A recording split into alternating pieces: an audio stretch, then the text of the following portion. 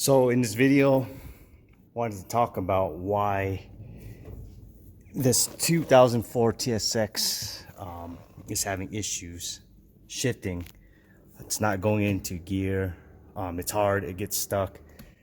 And if you look at the pedal, it's really soft. And we just replaced the master cylinder and the slave cylinder.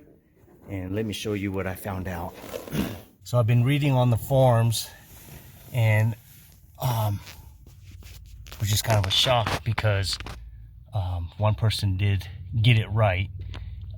He said the bracket on the pedal normally breaks, and as you can see when I'm pushing it in, the bracket is broken. Let's see if I can show it to you on the side. If you look at it on the side right here, you can see where it's cracked.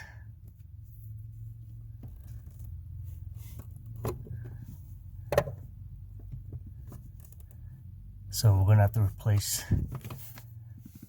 this bracket, probably the whole pedal assembly, but there you can see the crack better.